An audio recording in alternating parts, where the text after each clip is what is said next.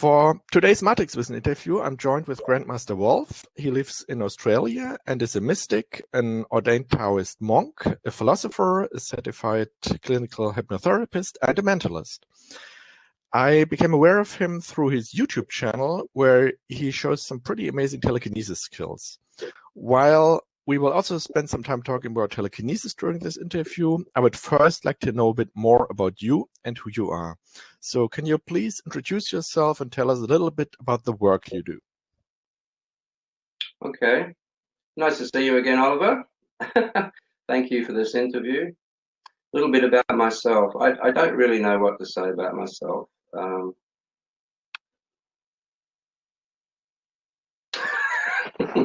I'm sorry. I don't know what to say about myself. There's nothing I can say. You can prompt me, please. Okay, well, let's start out. What are you doing right now as a work right now? Oh, I see. Exactly what I'm doing now. Before the videos went up, I think about a year or so ago, I was earning my living just by being, really. People come and see me. I can give them advice. I give them help. I have a clinic. I have a Kung Fu school. And I also do lectures and talks around the world, although not that often. And that feeds me, which is all I really need, is to keep the vehicle going. And life goes on. It's pretty much that simple. I love life. Sorry. Well, that's a healthy attitude. To love life is always good. That means I love myself. There you go. Sorry, let's next question. Okay, well then maybe let's go a little bit through your life, starting up a little bit earlier. So I knew from a few people who are mystics or spiritually wise individuals that they had some unusual childhood experiences, or maybe also either paranormal or traumatic. And I would just be interested whether you had anything unusual happen in the early stages of your life, which you still remember and which you're willing to share. Absolutely.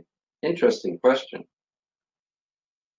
I guess for me, I was perhaps 4 or 5 years old, and I started having either hallucinations or visions. I'm still not quite sure which. Strange things, sitting on the couch as a small child, and suddenly the wall opening up and huge, big, monolithic boulders rolling down grassy hillsides towards me and scaring the hell out of me. People standing at the end of my bed today, I realized, were disembodied people just standing there watching me when I was a child.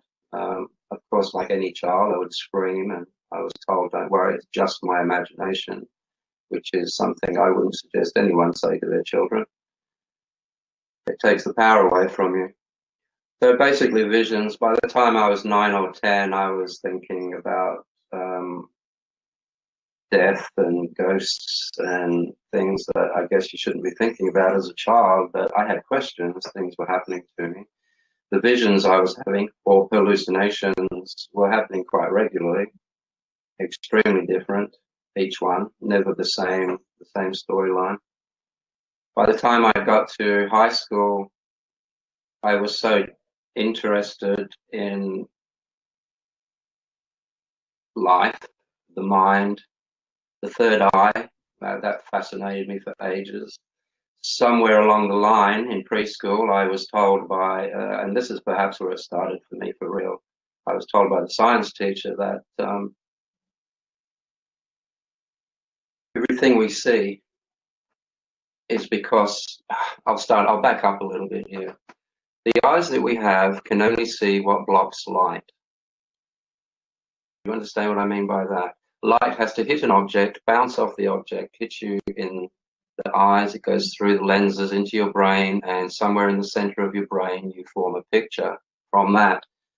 When we hear someone makes a noise, the vibrations of their throat moves the air moves your eardrum, and by the time it's done that, it's passed through several different materials, air, oxygen, hydrogen, skin, all the rest of it. So what leaves the person's mouth is not the same noise that you're hearing in your ear. Neither is music by that same thing. Touch, same thing. You get touch, sensations, you end up feeling it in your head somewhere. So that horrified me because I'd been alive, you know, more than a decade at that point, and I've just been told that I have never ever been outside my head. I have never ever experienced the outside world. And that shocked me and it horrified me, and that's what set me on my way. Because of that, I didn't have a very good schooling because I wasn't really listening to what was being said. Because it wasn't very long after that, because I went inward and started to, you know, wonder, how do I get out of this brain thing? And what am I in this brain in the first place that wants to get out? I started to realize, watching my thoughts, watching people talk, realizing that they're speaking and I'm making up the meaning in my own head, finished that for me. It finished my want to be in everyday society because it wasn't going the same way that my interests were taking me. I'll back up a little bit and explain what I mean by the last comment. When you are talking to me, you are making a noise, and I am making up the meaning in my head. Therefore, I'm not hearing what you're saying. I'm just making things up in my own head. Therefore, I'm talking to myself. That horrified me as well. I'm not horrified at these things anymore. It's quite normal once you understand the human condition. So that's where it started. And 60 years later, here I am, and this is what it produces.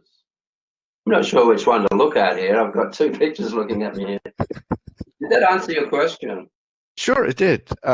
So what I take away from that is also that you never really had the phase in your life where you get completely disconnected from that aspect, the spiritual or so, because I know some people, when they enter school and they get all the left brain training, they kind of have a short materialistic phase in their life and then they later on come back, but you never really had that. Do I understand that correctly from your, you said? Yes, yes. I have no interest in the delusionary world or the delusions of the world that we are brought up to believe.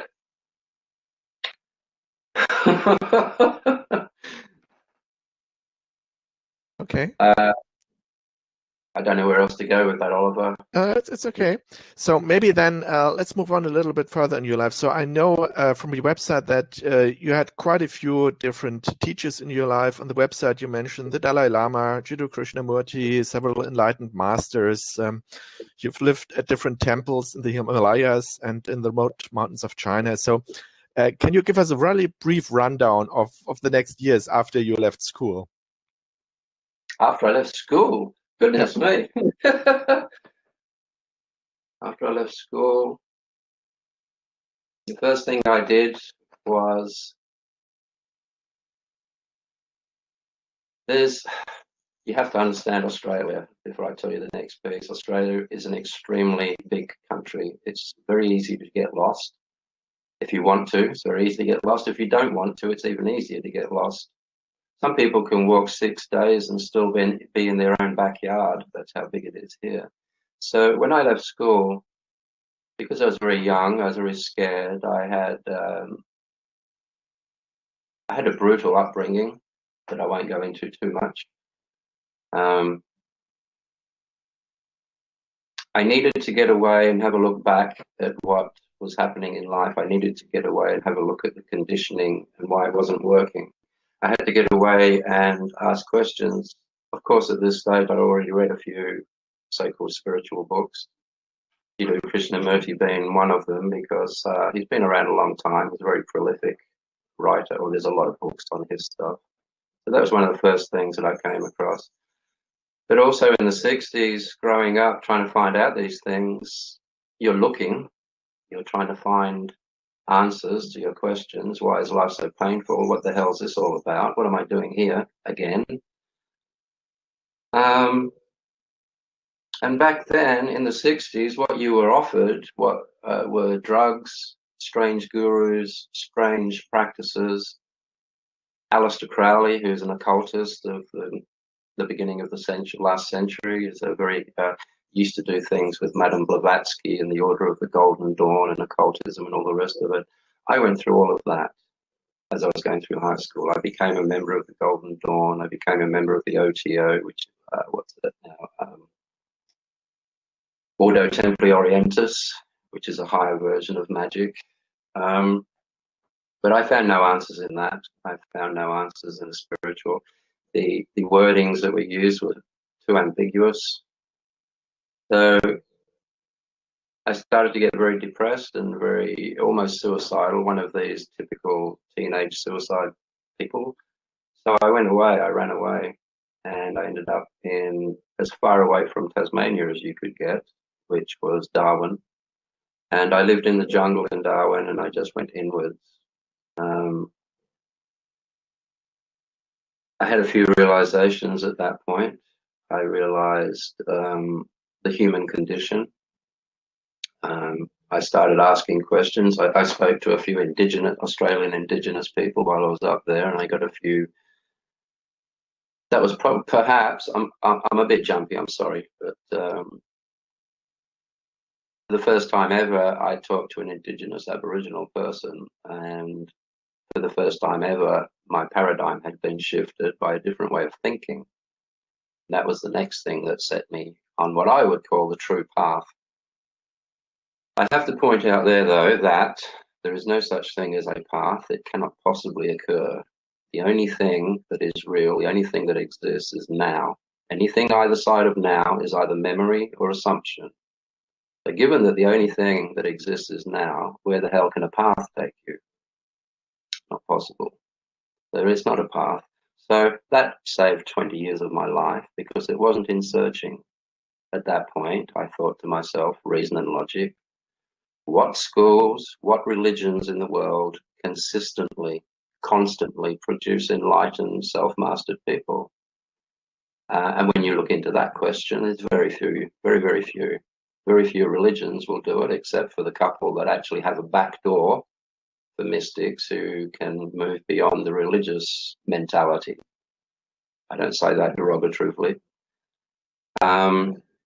So I looked, Christianity, do they produce enlightened people on a constant basis? No, they don't. Does any other religion? Not really. Buddhism does, but Buddhism isn't really a religion. And until, I don't like talking about religion, Oliver. Let's go past that bit. So maybe in a later question. Okay. Let me know if I'm getting off track here. So that's where it all was. That's where it all happened. I basically got down to the very, very few basic facts. You are not your thoughts. You are what is aware of your thoughts. You are a fact. A fact is a fact, whether you believe it or not. So how much of the information in my head are beliefs? Whenever you hear anything, whenever people talk to you, you're making up the meaning in your own head. All of these things pointed towards a horrible life. So logical questions, I get back to it. I start to ask who produces enlightened people. Eventually it got down to, you go to Chan Buddhism or Zen Buddhism, which isn't really a religion. It can be if you want it to be. It can be a following if you want to take it that way. If you're just one of the masses that is happy knowing that there's a spiritual person in your life or a spiritual place to be once a week, and that's fine. But should you ever realize that the answers are deep, deep within you and there is no other authority, and if you wish to be a free mind and a free spirit, you can't follow anything. So to follow a guru negates freedom of mind. To follow a spiritual leader negates freedom of your own spirit. To look for anything means you are looking for an authority, which implies you are not an authority. And all of these things shaped my plan as to how I was going to go about this. But I think that was an answer. Okay, sure. Maybe just go briefly into your experiences in the Himalayas and in China. Just what happened there? How much time did you spend there, and maybe what were the key insights you gained there? Oh, the key insight, the main key insight that was given to me in the Himalayas after everything I'd learned. There's a lot of occultism in the Himalayas. There's a lot of superstition, but there's a lot of enlightened people as well. So you have three levels of the mind all evolving at the same time. It's a wonderful place to be able to observe the different levels of humanity. In the Western world, I will get back to your question. The Western world, we tend to congregate with people who, with like-minded people. You go to a party, very quickly, all of the barbecue people will be in the back garden. All of the people that like to talk about mechanics will be over in the shed, and we congregate with people. In the Himalayas, it's not like that. In India, it's not like that. In India, you can be sitting in a room with people that believe there's a God for your shoes, you know, but the God Birkenstock. There's, but it doesn't matter. It doesn't matter what religion you are. It makes you happy. So, and that's the same as Tibet. It's not really that. It's not really like that in China, but it is in Tibet. So you learn a lot of traditions, a lot of occult things. You learn a lot about survival, spiritual survival. After saying that, there's two main things that I learned. One of the things I learned during my what's called your funeral training, I guess, and that is you have to do a year as a monk cutting. There's no nice way of saying this. You cut people up and you feed them to the vultures, basically, or the condors. And it's a funeral setup. This is high in the Himalayas. This is when you're too far away from the rivers and such down below. It's a very honourable thing. So the people, after they've died, you cut them up piece by piece, and each piece is ritually offered to the hierarchy of the condors. Now, before you do that, you have to sit with the dead person for 3 days upon their death. And you start to read from what's called the Tibetan Book of the Dead. Now, without going into the Book of the Dead, it's all it's all based on when you die. It can take anything from 3 days to 14 days to fully peel yourself away from the body, leach your way out of the body. As you know, every cell on your body is an individual life. And when it's over, the individual cell will fall off and another one will be replaced. My point is this: the life has to leave all of these cells before you're actually really dead. You have to slowly peel away from your liver, you have to peel away from your kidneys, etc. I could go into this forever, but basically the ritual is this: you sit down and you talk to the person, and you're basically saying in their language, you may be confused right now, but you don't have to be. You've died. Your family is happy. Their family is healthy. You know me. I'm the monk that you've always come and talked to up in the monasteries. My name is such and such. You've been dead for a day now, and you may be seeing lots of yellow moving into green. Don't worry about that. That just means that your consciousness is peeling away from your liver. And you talk them through it, and you just hold their hand and you be with them for the first 3 days, and then it goes on from there. That taught me a lot. The implications of that taught me a lot. The other thing was change. I was talking with one of my masters at the time, and I asked why so much on change? Why is it such a large Buddhist fundamental teaching? And what do you mean by change? And all he said was, every human you can see out there right now will be dead in 100 years and replaced by another bunch of people. Change is the only certainty in life. There is no such thing as permanence. To which I responded, but doesn't that mean we're in a permanent state of change?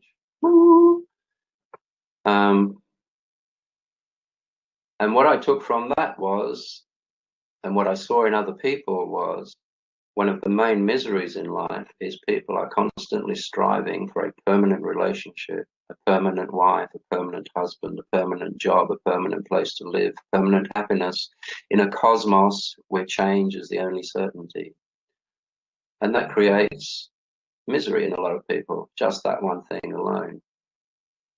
The other thing you can get from that is that when life is so low, when life is so bad for you, given that change is the only certainty, and if you are as low as you can go, when life changes again, and that will be very soon, you're gonna go upwards. Life will get better because it can't get any worse. Knowing that always gives you hope. Always. There's always hope at the end of the tunnel. There's always a light at the end of the tunnel, just by knowing these little things. It's not truth that sets you free, it's the implications of truth. Many people will say to you, I know change is the only certainty in life, but it doesn't help me. I'm still in misery. It doesn't help anything. It's not that you know that truth, it's the implications of that truth that makes life easier. Most truth is like that. Boy, did I get off track there. But that's what I got from Tibet. That was at 15. I arrived at 14. I ran away from home very quickly. I came back once, went back to school, hated that, left again, and that became my pattern. So occasionally I would go overseas, I would come back, earn some money, go back overseas, come back, earn a little bit more money. I rarely used a passport back then. It was very easy to just get on a fishing boat in the northern Australia, part of northern Australia, and for a little bit of cash or services or whatever, you could get a trip over, and the rest is on foot. It's very easy to do. So that's how that happened. That was it, really. And we were there until I was there from 1975 till 1988. Or was it 85? I'm losing dates now. And then there was I went to what's called Chokhong Temple, which is the main temple in Lhasa in Tibet. I'd gone there for a monk's meeting, and unfortunately, at the time that I was there, the Chinese army attacked our temple and started killing us and hanging people and throwing monks off the roof. My little group, there was 12 of us, but only 3 of us lived and survived that. Fortunately, one of the ones of us that survived was my master. And after I'd convalesced, those of us that were left were tortured for a little while, but we got pulled out of that by our embassy people, luckily. Thank you very much if you're out there. So I started to convalesce, and my teacher, my master, spoke to me and said, you know, all of the work that you've done with your mind will be totally ruined if you are holding any revenge or fearful thoughts of the Chinese. The Chinaman that stabbed me, I got bayoneted. I've got scars up through here. That was a bayonet from a Chinese soldier at the time. And the horror in his eyes of what he was doing told me everything. It wasn't his fault. He would have probably been shot by his sergeant if he didn't carry out his own orders. So we had a bit of a scuffle, and I got shot a few times, and the bayonet was released, and that was the end of that. So my master was worried that I was going to hold revenge from that. So it was suggested to me that I go to China and study there. So I joined a monastery in China, a place called Leifar Mountain, which is in the Hunan province, I think west of Beijing. And I studied there for 5 years and actually forgot what happened in Tibet. So, you know, and I learned a lot. And that's where the Qigong and the Kung Fu came into it all.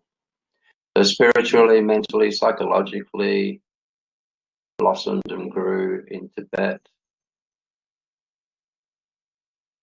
Strengthened all of that and honed it all in and learned about people and how to express this thing to people in China. And then came back to Australia and ever since then, it's all been about alleviating misery in people, which is really easy. This is why I enjoy it, because I think I'm lazy.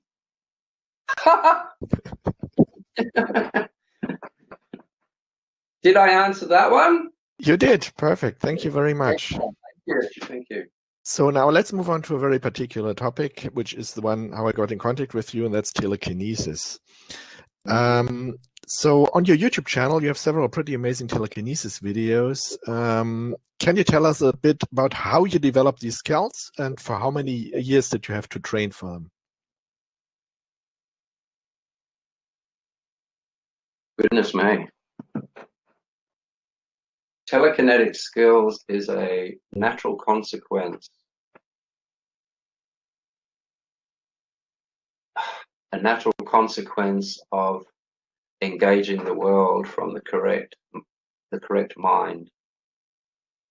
There is the lower mind and there is a higher mind.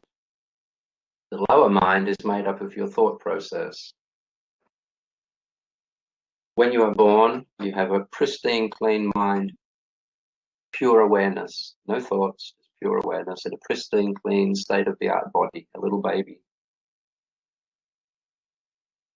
As a baby, as a young child, most people actually have enlightened experiences. They're able to move things. Most children have had experiences that they can't explain as an adult. I digress, but you'll see why in a moment. So a baby is born, pristine, clean mind, state-of-the-art mind, pristine, clean body, state-of-the-art body. And then over the next 5 years, we start to fill that little mind with opinions and judgments and labels and names and things that don't exist and ridiculous belief systems. And that grows inside the baby's head exponentially and fills the brain. Now, those thoughts think they are that baby, and that baby thinks it is those thoughts. Now, that's what we call the ego, I guess. That's the lower mind. It's made of thoughts. If you take one of those thoughts and break it in half, it doesn't know you're in there looking at it. It's not alive. It has no wisdom of its own. The higher mind has to put thoughts in the correct order for it to be wise and for it to be wisdom. But of course, it doesn't allow it to do that because the higher mind, as an identity, has atrophied beyond self-recognition. And this is the human condition. Now, you can't think of something you don't already know. You have to know something before you can turn it into a thought. For instance, if I say to you a matchbox, you have to already know what a matchbox is before you can turn it into a picture. As far as your brain's concerned now, you just created a matchbox. Now, if you sit there staring at a glass and you are thinking, I want that glass to move, I want that glass to move, two things are happening. The fact that you are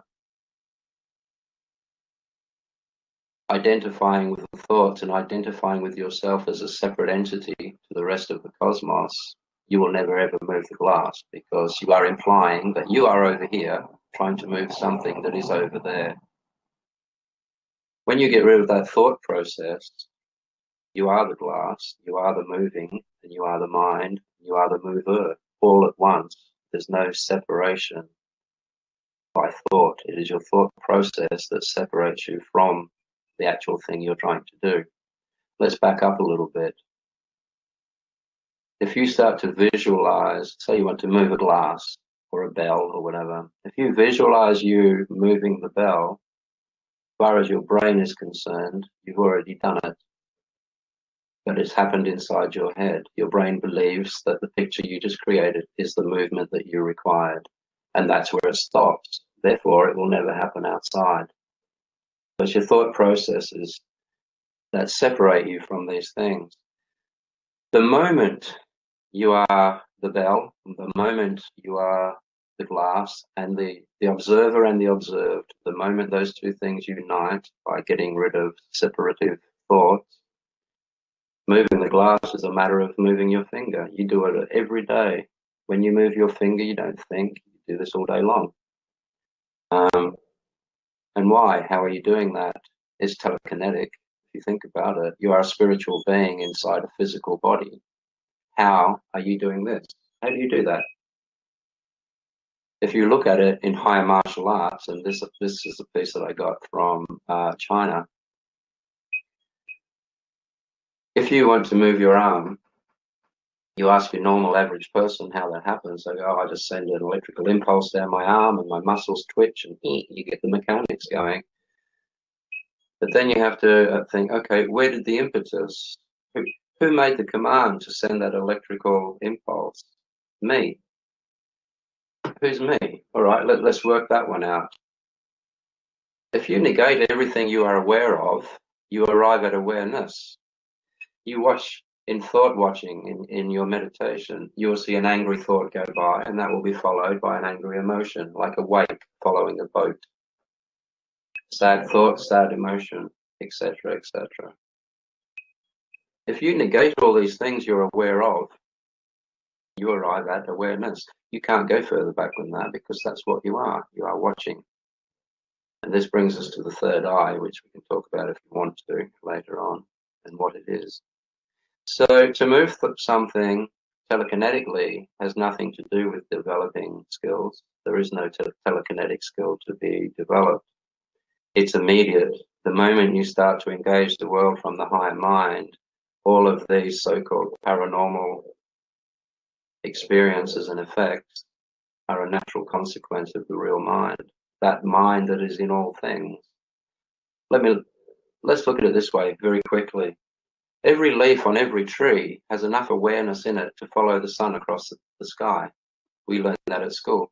Every blade of grass can follow the sun, only because it has awareness of where the sun is. It has awareness in it. It's not the same awareness as yours or mine. It's the same one. Share the same mind in all things.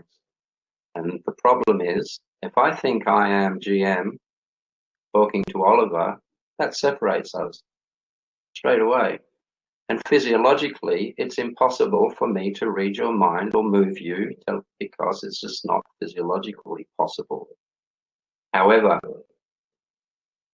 if I fully am aware and I fully identify with all life and I already am you and I'm already in there, same awareness, then ESP makes sense. I'm not transmitting from one point to another. I'm just thinking in different coordinates. That's all. You see what I mean? So it's not a matter of you moving something. It's a matter of you chopping out this thought process that's separating from you and implying that you are a separate being to this thing. It's these implications that stop us from doing these things. You stop these implications that separate us from the rest of life, and there is no more paranormal. It's all normal.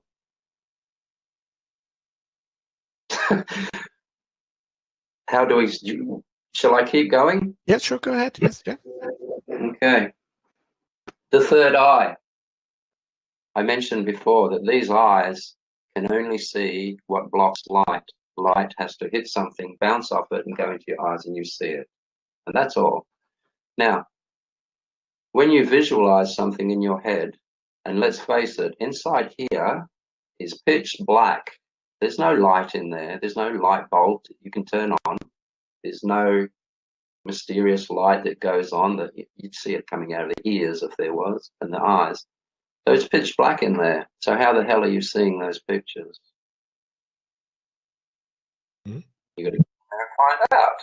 That's the third eye. Now, as I mentioned a while ago, very, very few people actually experience the outside world. We live our entire lives inside our heads. Once you can get this third eye to be your dominant visual apparatus, it starts to see outwards as well, and then you start to see things outwardly that these eyes can't see. And let's face it, this insight that you have in your head, it sees thoughts, it sees pictures, it sees imaginings. If you can visualize the sun bright enough, you'll squint, and yet you're seeing it inside your head. That's your third eye. The Egyptians call it the eye of Horus. The anyway, every culture that has produced a bona fide mystic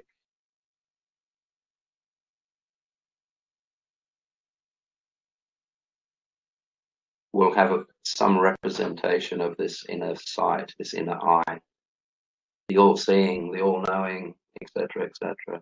Horus, no, not Horus, sorry, that was the wrong one. I'm going off track now because I think I've answered that question. So that's the third eye. That's the eye that you use to see reality with. These ones don't work. These ones will just stop you from bumping into trees and things in this particular realm. That's all they're going to do for you. You are not what you are aware of, you are awareness. The awareness is also the third eye. It's the same thing. And at that point, you are the seen, the seeing, and the seer all at once. And this, in that, is how telekinesis works. You want to go into quantum physics, the probably not today. I think. In quantum physics, anyway, very, very quickly, quantum physics, look into quantum entanglement, and that will explain physiologically, scientifically what I'm telling you now. You have quantum entanglement with all other forms of life, you know that, and therefore you're already in there. And this is how we can attract things, and this is how we can read each other, etc., etc. I'll shut up now. Okay, next question. Now, what I got from your last answer is that the main limiting factor, if you can't do telekinesis, is that you are not connected to the object, that your own thought processes are hindering you to actually do it because you are not at that stage to be connected to the object. The question I would have is, have you noticed an effect of, for example, people who are looking while you are doing telekinesis? Let's say you have a group of 10 scientists who all believe it's all bogus and it's a trick and it won't work. And you have to perform under that situation. Is there an effect of the situation on how well you can perform? No. No, if you can do it, you can do it. If you can't, you can't. It would be, if there is any hindrance at all, it would be no different to someone being able to take a pee while someone else is watching. That doesn't bother me. No. It depends what you're using. PK isn't just, there's several ways you can do it. One is chi movement, which is a force. The other one is based on what I was telling you about. It's just a matter of reconnecting with the rest of the world and stop having thought processes that imply that you are a separate, fragmented entity. Whilever you believe, whilever there is an inkling or a concept that you are a fragmented individual entity from the rest of it, you have no hope on this planet of connecting or with anything or moving anything other than by touching it physiologically. It's a pretty bad situation, actually, but the world's growing, consciousness is growing. I'm confident in life. Life's not silly. And you also have to understand that as a mystic, when you say the word I or me, you are speaking for the rest of the cosmos. If you're not, you're lying. When you say I or me, if you're not including the rest of the cosmos in that, you're lying or you're deluded.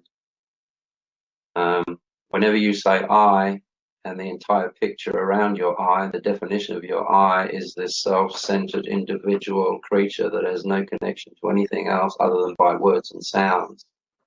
You're living a horrible delusion. It'll keep you happy, but there comes a time in older age in everyone's life where these questions start to crop up, and you don't want to be 60, 70, 80 years old laying on your deathbed. Let me back up a little bit. This might be a little dark. We'll see what happens. Two things are going to happen on your deathbed. You're either going to sit there with a smile on your face and be able to say to the people around you, that was a fantastic life. I understood everything about life. I know what life's about. and I know what I'm about to do and what's going to happen next, and I am content. Or you're going to lay there and think to yourself, what the hell was that all about? That was painful. I did not like one little bit of that. What the hell? And you're going to die in confusion and fear and all the rest of it. For me, that's not an option. One of the temples that I lived in the Himalayas, we used to, on a regular basis, twice a week, by that I mean, we would die. We would literally flatline, stop your heart. There's a few masters that are very, very good at kickstarting you again. So they would stand there and they would talk to you. The reason you start doing that is so that they can show you what is happening to the people you are taking through the funeral situation. So you'll die. They stop your heart. You basically use the vagus nerve that runs down the carotid artery. You hit the vagus nerve and you fall unconscious. Your heart stops. In the beginning, you can do it for 2 or 3 minutes, and then you learn to hyperventilate, and that will get you another 3 or 4 minutes in there. And it almost becomes like deep diving for people. It's how much oxygen you have in your system depends on how long you can be in there. So you do lots of qigong, and you saturate your body with oxygen, and then you flatline, and that can give you 5 up to 10 minutes in a dead situation. You got to keep in mind also in the Himalayas it's very cold, and that helps a lot. When the teacher perceives that you're going a little blue, have a look at your eyes and everything else, then they'll kickstart you, and that's your session. So, of course, after a little while of doing that, death means nothing to you. It's like going to the shop to get a bottle of milk. The main thing, 2 things you learn from that is that it's totally possible, and it gets rid of the fear of death. Oh, they're the 2 things. Once you get rid of the fear of death, you become a very brave person, kind of. Could I go into that just a little bit? Sure, yeah. Bravery. The lower mind, as I mentioned before, has no wisdom of its own, and you have to be using your inner sight as well as your outer sight for wisdom. The lower mind is what thinks, the higher mind gives it its wisdom. When you are totally going off on the lower mind, and that's all you use to engage the world with, you start to miss out on wisdom. You stop injecting wisdom into your thought processes. I'll give you a very small example, very trivial example. Courage. This is why I brought it up, because I mentioned courage before. People come to me and ask me to get rid of their fear so they can be courageous. And what I have to point out is, if you're not scared of something, you can't be courageous. Courage, the very definition of courage, is doing something that scares the hell out of you, but you do it anyway. That's courage. It doesn't take courage to go to war. Well, if you enjoy war, it doesn't take courage. It takes stupidity.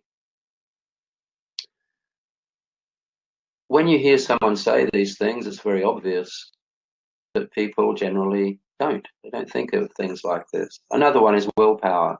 Everyone wants more willpower so they can be more courageous. How do you develop willpower? You can't develop willpower by doing things that you enjoy doing. That doesn't take willpower. It takes willpower to do things you don't want to do. And in that is a tip on how you choose your discipline.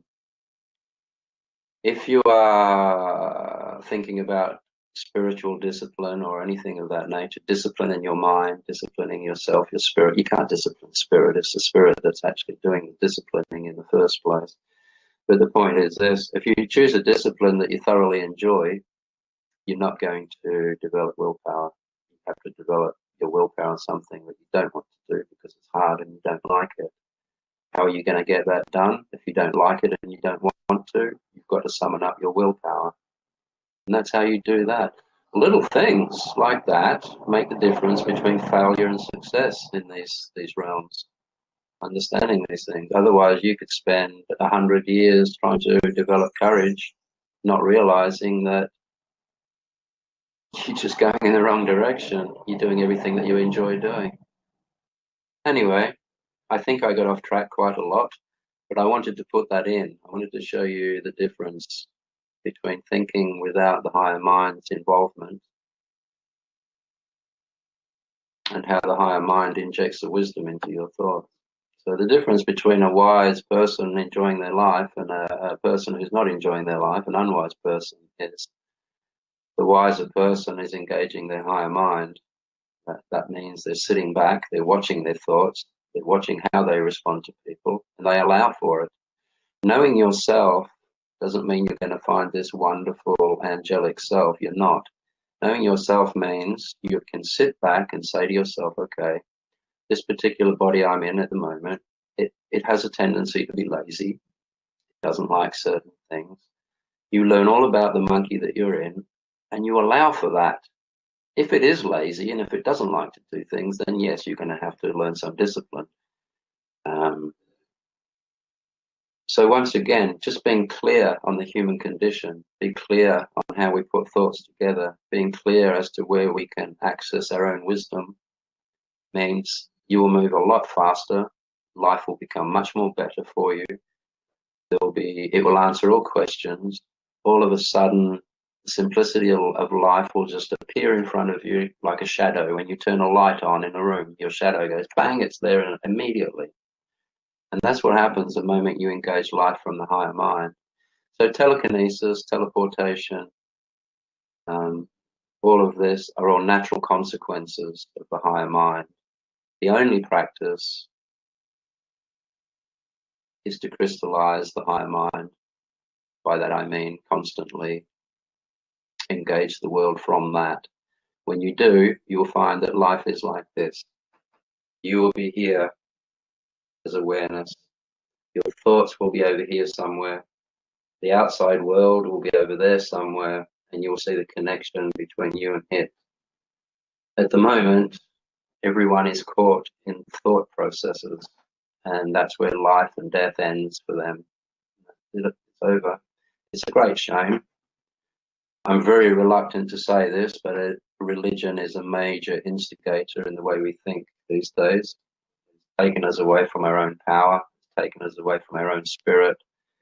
It has atrophied our own authority over our own lives. People are too scared to take responsibility now because etc. etc. I won't go down that road. Next question, Oliver. Okay. Oh! Coming back to telekinesis, we were talking yesterday briefly in advance, and you mentioned that you're planning to go to Denmark this year to have some scientific experiments done at a university. Can you just give us a very brief idea of what's planned there? Oh, this will be very brief because I don't have a clue. It was about 3 days ago. I'm sorry. I have an apprentice in Sweden. I have them all over the world. And he's quite a good friend of the one or more of the chaps that are on the committee of the, I think, the Nobel Peace, the Nobel or the Pulitzer. Forgot which one they do, but anyway, they're scientists. So, and they're quite high up there. They're scientists who can pull strings, scientists who have access to some of the best equipment. And I've consented to go over there and be experimented on. Let's see what happens. That's all I can tell you. I don't even know the name of the chap. It was mentioned to me, but it didn't go in, and I apologize for that. It's a very, very new situation that's come up. I will certainly keep you informed. Absolutely. On that note, actually, I noticed that you've had a talk to Dean Radin. Is that correct? At some point in the past? Well, I did the translation of an interview, and I also had some conversations with him. Yes, that's correct. Yes. He's done some extremely interesting experiments that I've looked at. I would like to meet him sometime. He's a scientist that I think is very brave.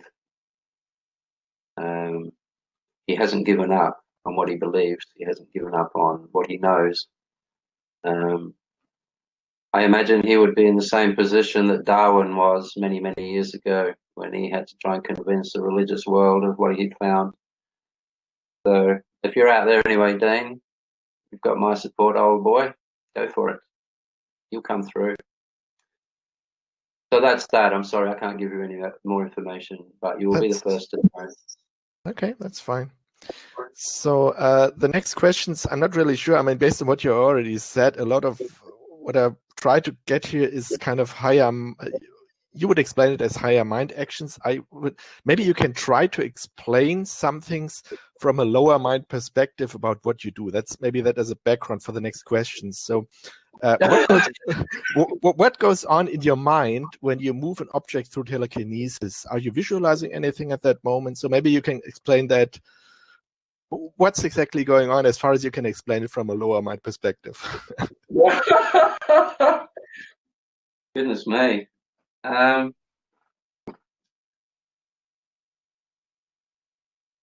moment.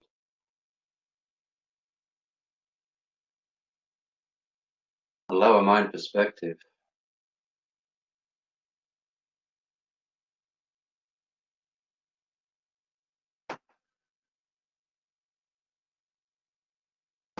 I need to clarify the question. Do you mean, do you want me to explain it through what I think? I would have to explain it through quantum physics, because that's what's happening. Okay, explain it whatever way works for you. It's just that, I mean, if you just say, well, it's all higher mind stuff and I can't really explain, then that doesn't help. So I just try to get an answer from you in a way that a layman will understand what's going on in your head as you move an object. That's the main question. Okay. I can give you an example of where it happens every day. Zen archery. Zen archery only occurs when there isn't a single thought in the mind. And you have to realize that when you stop thoughts, the moment they stop, even if only for 2-3 seconds, and I mean stopped, no thoughts at all, 2 or 3 seconds, means that you have no concept that you are there. You have no concept that you are there separate from the object. You have no concept of the object. You don't even have these words in your head. At that moment, anything and everything is possible. If anything happens in my head, it's only for a moment, and that is turn off the lower mind for a moment, thoughts. Now, what I'm going at here, you may even be able to relate to this yourself. When you're a kid, you get a handful of stones and you want to throw the stone at a target, and you look at the target, you focus on the target, and every single time you throw a stone, you miss. But you'll notice that when you're looking away from the target and you're just throwing your stone up in the air and catching it, and then the moment that you're not thinking about anything in particular, you look at the target and you throw the rock. You'll hit it every single time. Most sports people can tell you that this happens a lot. And it's only at that moment when they're not thinking. If you watch an American baseball player, he's looking at the batsman, he's doing his little movements and picking his nose and doing all the signs that they do to each other. But when he's ready to throw, he looks away. Then he'll look and throw, and he hits the mark every single time. That's Zen archery. That's the Zen in baseball. That's how it works, and that's how you move things. It is only at the moment when you don't have any thoughts that are implying that you are separate from the thing you are going to move, and that's what does it. It's not. There's no special thought process. There's no special mantra that you chant. That's all silly stuff. That's not how it works. It's all quite real outside of the mind. It's all connected. It's not as hard as you think it's going to be. The moment you work on yourself, the moment you go inwards, the moment you put your thought process back in its place, the moment you step out of your head and move things. Like that? Yeah. Now,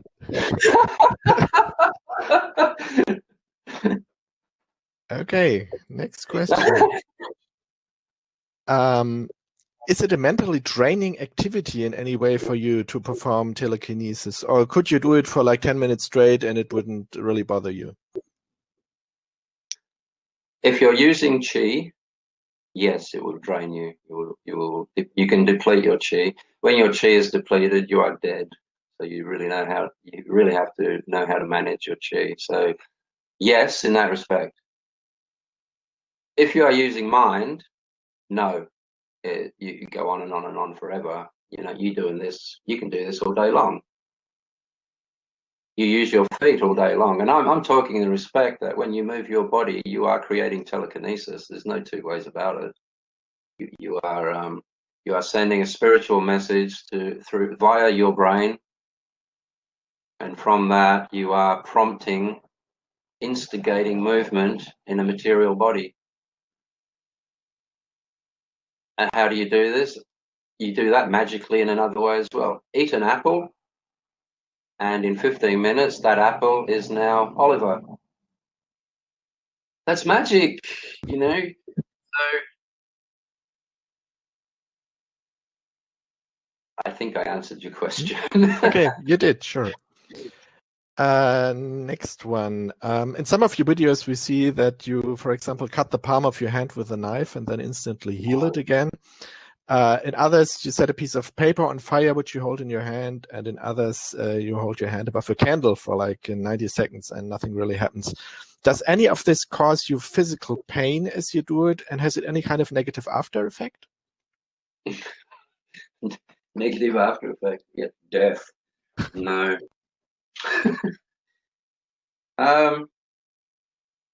It is dangerous.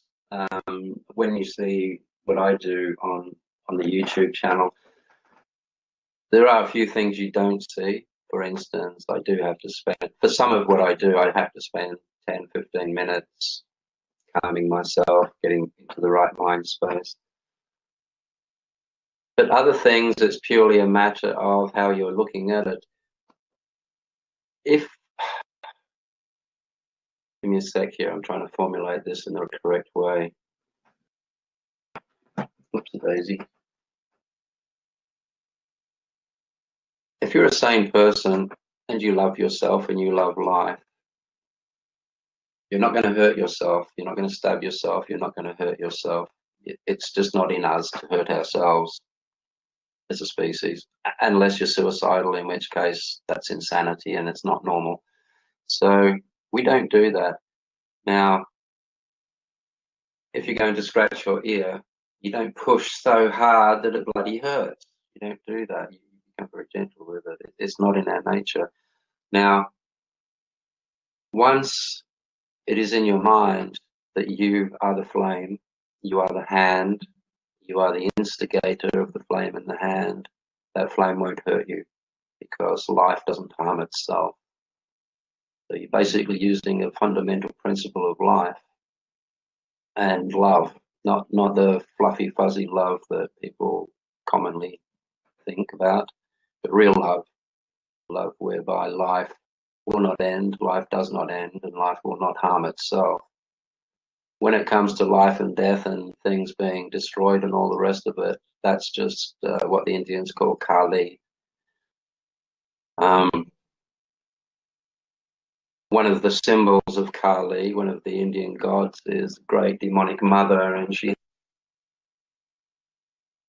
children's skulls around her neck.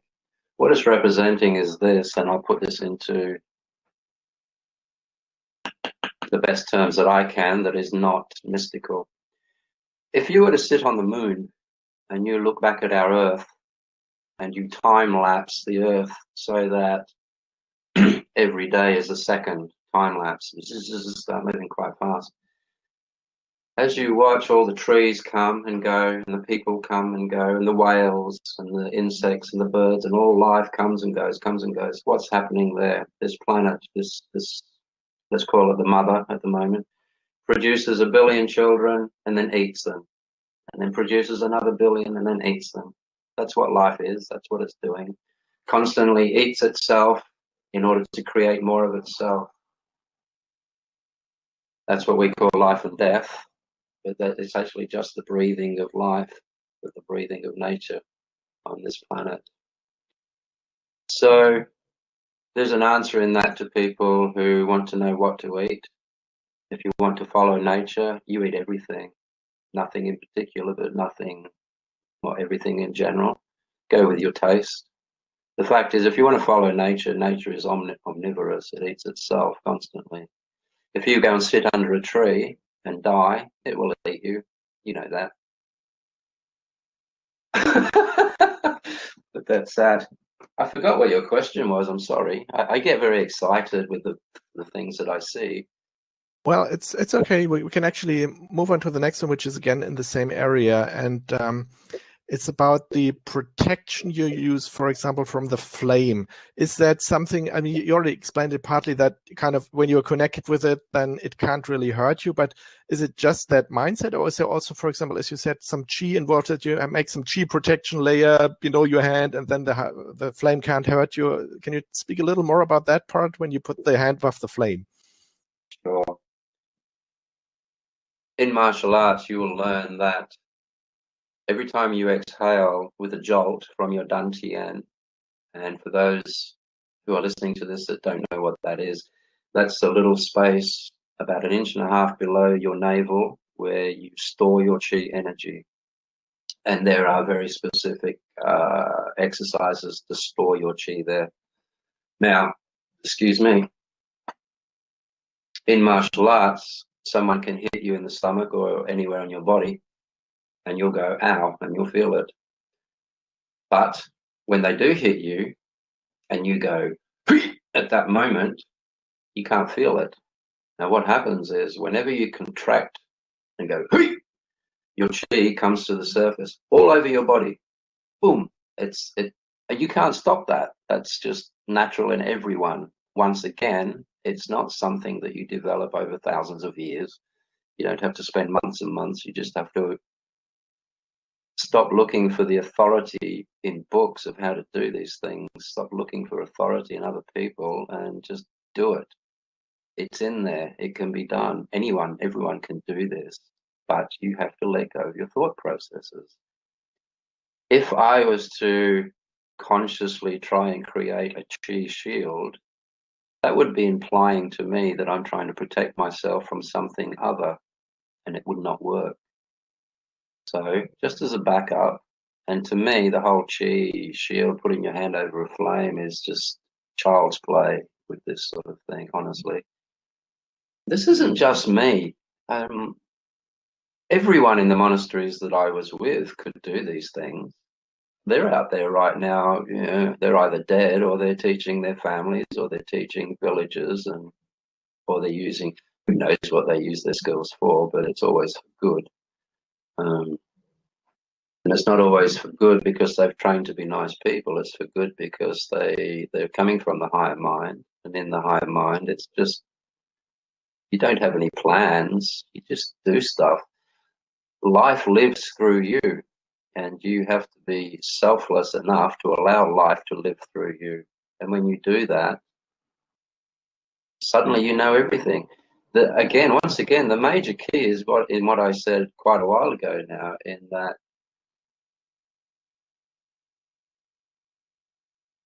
you are not what you think.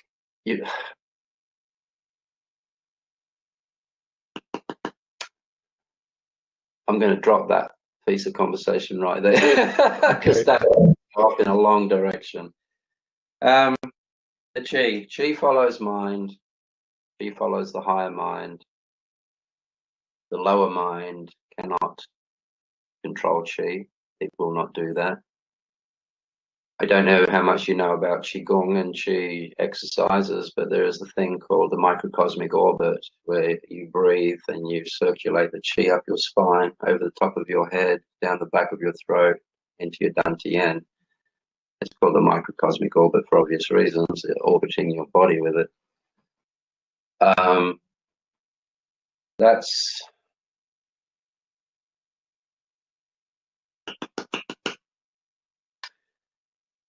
That's an exercise in Qi following your mind. So in your mind, You move the chi. You don't say it. You can't. As soon as you say it, you've taken your attention off the chi. The chi will follow your mind like a wake follows a boat, like an emotion will follow a thought. So by moving your mind around your body, you're doing a few things. You are developing the ability to stay leached out of your thought processes for a while.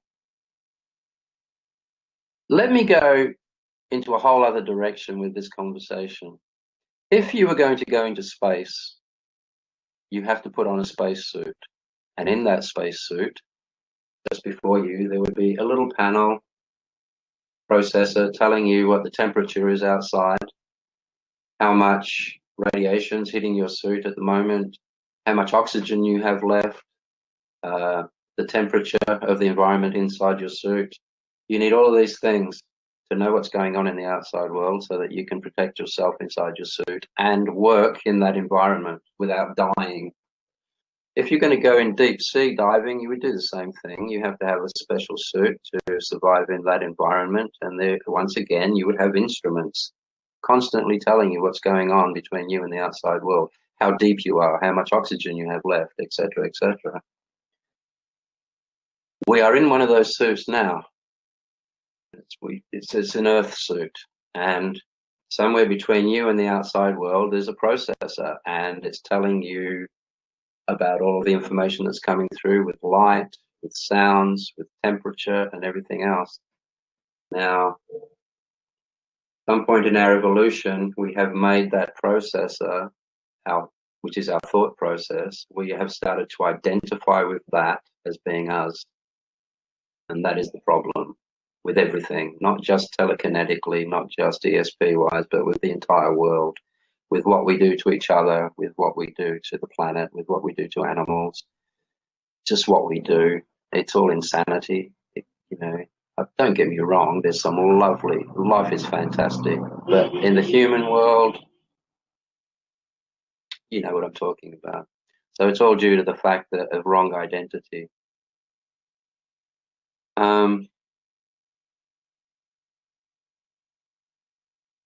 Our thoughts, as I said before, if you take a thought and break it in half, it doesn't know you're there looking at it. It's a dead thing. Now, when you think you are your thoughts and you're not injecting, you're not exercising yourself as a higher mind, you're pretty much atrophied. The dominating force in your head at that point is your thought process, and the higher mind, the awareness of these things, is way down here somewhere. I mean, right now, I know what it is I wish to convey. I watch my brain turn it into thoughts. I watch my monkey splurt it out into vibrations, grunts, basically. Mutually acceptable grunts is what language is. And then I watch your response, and you do the same thing. The only difference is I'm watching all of that, and you're not. Not because I'm special and you're not. It's just that I have decided live my entire life from that higher viewpoint. I don't enjoy using thoughts very much, if I can help it. But in the world, if you want to engage with other people, of course you have to. Now, these thoughts left on their own, like a kaleidoscope, as you turn it with emotions and responses to the outside world, these thoughts all connect up in all sorts of stupid ways, and they come up with all silly ideas of how we must have got here and how life must have started. And if it's conniving enough, and if they can convince other people of these ridiculous ideas they've put together, then they've got a religion going. That's the lower mind. The higher mind watches it do these things and reels back in horror. You know, when you're at school, you start hearing religious concepts, and every child in the world goes, no, that can't be right. That's not rational. But by the time you're 12, 13, you've been convinced, and that's the end of that. But this is what happens. If you're a raindrop floating across the sky, floating over the ocean, you would look down on the ocean, and deep inside yourself, you would know that you came from there somehow. That is your God. That is what you came from. but you have no idea of the processes of evaporation and rain and precipitation and creeks and rivers and everything that brings you back to that ocean, and then it all starts again. You have no idea of that. That is so beyond your little raindrop abilities. So you look down on this ocean and you come up with all sorts of contrivances as how you believe you got up here and how do you get back. And if you can convince a whole bunch of other raindrops of what you've seen, then you've got a cloud or a religion. Of course, the day is going to come where it will rain, and as a raindrop, you will fall and you will hit that ocean. And the moment you do, suddenly you are in every blowhole of every whale, between every scale of every fish, under the shell of every crab. Wherever there's water in the ocean, you are there, and everything is now in you. And that is so different to what you thought when you were a raindrop. And that's like the human condition. It is nothing like you think. And everything is in you. You are not in the world is in you. And what I'm talking about there is your mind is the cosmos, and it is full of stuff that it has put together. Imagine for a moment, if you could, Oliver, please. Imagine the cosmos before there was matter, before there was dust, before there was stars and planets and gases, nothing. And let's say you are there floating in amongst that nothingness with no body, no thoughts, just pure awareness. That's all you are. How would you know you were there? You wouldn't. You have to see something first to know that you're there. And of course, there's nothing there to see. So what do? I'm going to say this in English, but this wouldn't be how it went down. As we all know, space is made of substance. This is mysticism. Space has a substance. We won't go into the Higgs boson and all the rest of it, but it has a substance, obviously. You just look at it, and this is how I figured it out, not through science books. If you look at the shape of a galaxy, the legs are twirled, the legs are all bent. If there was no substance in space, those legs would be sticking straight out as the galaxy turns, because there would be no resistance on them bending the legs on the galaxy. You see what I mean? So there has to be. So that told me there's substance in space. So space is a thing, and you just happen to be that thing. Now, because it has substance, as we all know, when substances reach a critical mass, they start to light up. So there would have been a point somewhere where emptiness has been there, which is you, your awareness, but nothing to be aware of. It's there. Mind is what the Tibetans call it. Now, in that eternity of nothingness, there would have been a point where it started to light up. It wouldn't have been a center, because there is no center. For there to be a center, there has to be a periphery to measure a center from, and there isn't one. So there's no center. So somewhere in space, it would have lit up, and the rest of space would have gone something like, I am. What am I? I don't know. I'm invisible. How do I get around that? I have to be able to see myself. Bang. From that need comes matter. Doesn't matter whether it's through a big bang or any other way, but that's where matter, it's there. Now life can see itself. Now it has something to see, and it starts exploring. Now, unless there is a periphery out there, life is going to go exploring forever in all directions, because it needs to know itself. The fact that you and I are speaking now is based on that internal, eternal need to know what it is. It doesn't know. It's a baby, and it's expanding. And until it explores and realizes every potentiality that it could possibly be as life, every form, then it will never have known itself fully. Now, as a mystic, that's the page that you're on. You are life, seeing what it is.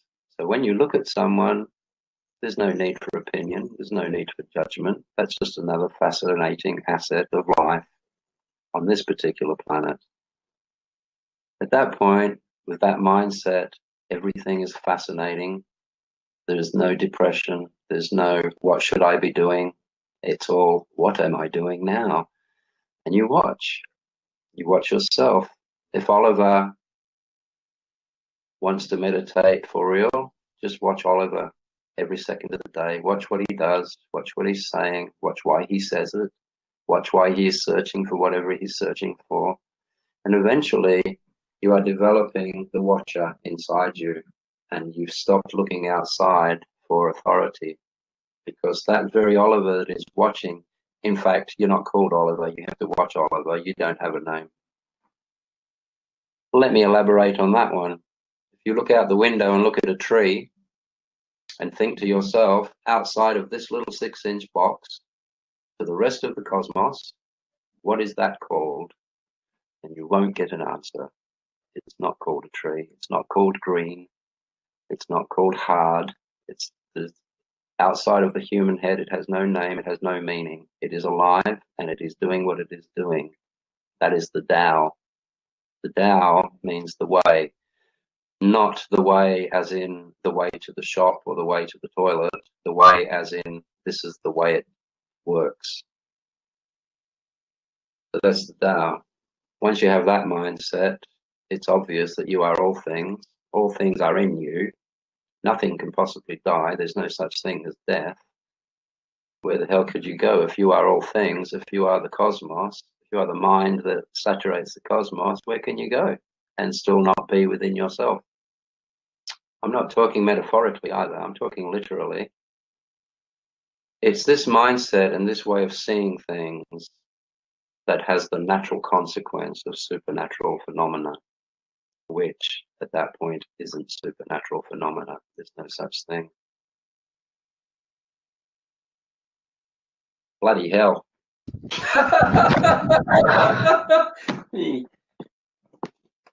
Okay, that was a very deep answer. Thank you. I forgot the question. Doesn't matter. We'll move on to the next one.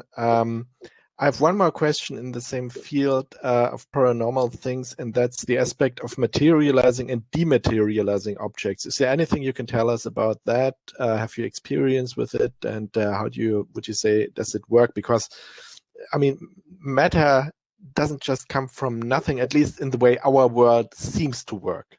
Let's put it that way. Teleportation is what you're speaking of. I can't do it, not yet, but I will. Teleportation. Very, very early in my occult training, I'm not an occultist now. Well, I am, but you have to understand that occult just means the hidden things. You know, it would have only been, I don't know, 200 years ago that a walkie-talkie would have been seen as occult. But now that we all know about the technology, it's not. So anyway, getting back to the original, what I was going to say. I went and saw this old gentleman who was extremely good at what he did. He wasn't on the path to enlightenment at all. He was a very, very serious occultist. He followed people like Israel Regardie, Aleister Crowley. He used to study Enochian magic. He was very, very good with the Keys of Solomon, which were very powerful magic, by the way, the Keys of Solomon. Anyway, he was quite old. I think he was about 72 years old. We went and visited this gentleman. He was going to do a demonstration of materializing something out of nowhere for us. This is what happened. We filled the room up. There's about 10 of us. He filled the room up with incense smoke to the point where it was burning our eyes. You could hardly see anyone at the other end of the room. And we thought, okay, he's put so much smoke in here, he's lining us up for an optical illusion. This is what we thought. Real mystics don't go into these things expecting something to happen. You go into these things expecting to be tricked. And then when you're not tricked, it's a pleasant experience. So this gentleman fills the room up with smoke.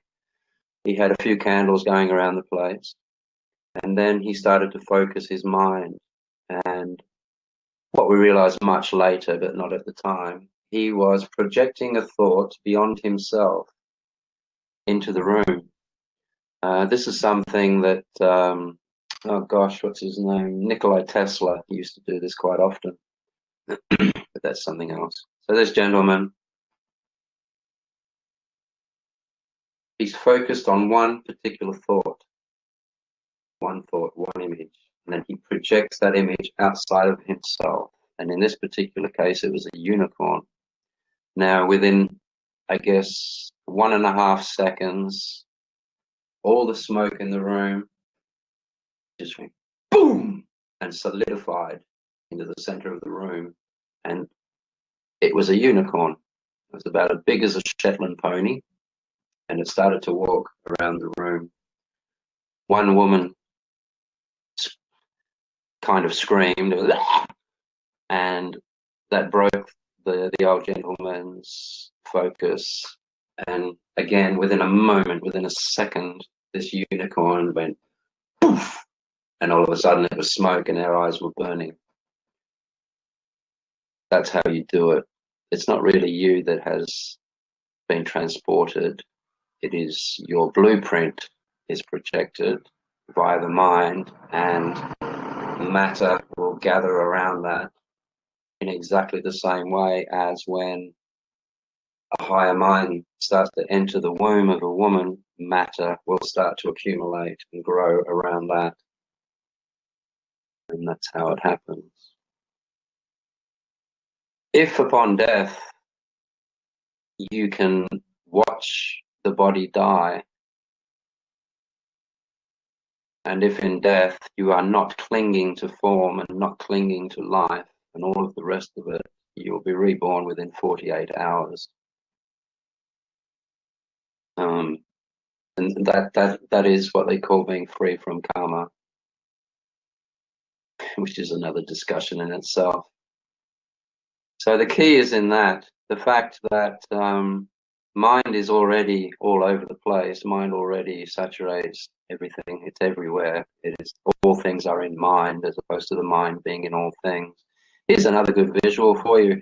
If every sea sponge at the bottom of the ocean thought that the water in it was an individual little packet of water separate from everything else, that is one diluted sea sponge. The fact is, the same ocean saturates all the sea sponges, just as the same mind saturates all brains and all life. So you're already over there, you're already in another area. It's just a matter of creating the right blueprint with the right intent and the right feel. If mind, wherever mind is, life starts to coagulate. You can't stop it. It's just what happens.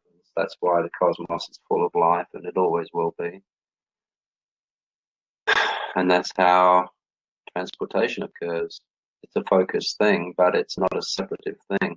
If you think you want to get, if you have the thought process, Oliver wants to go over there, it's not going to happen. You need to already know that you're already over there, and you just need to change the coordinates of your focus, and you will be there. And other people will see it. Most people will see it, not all. I need to explain that. Do we have 30 seconds for an explanation? Sure. As I said in the beginning, I was an occultist. I was looking into ghosts and ghost hunting and things like this. And down here in Tasmania, there was a situation where a car park was haunted. And in the car park each night, a woman in white, of course, would walk across the car park. She had no feet. It looked like her feet had been cut off at the ankles. And then she would just bend over and disappear in the middle of the car park. I looked into this for a long, long time, and we looked into the history and all the rest of it. Very long story short, there used to be a homestead there with a courtyard. And in the middle of the courtyard was a well.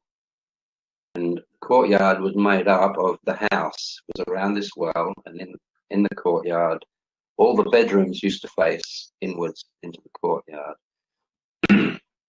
Now, the woman of the house was very depressed, very upset, very psychotic, and she ended up killing herself one night. In the full moon, she walked out into the garden, bent over, and jumped into the well. Now, her daughter saw this, a 12-year-old daughter, and this horrified her, of course.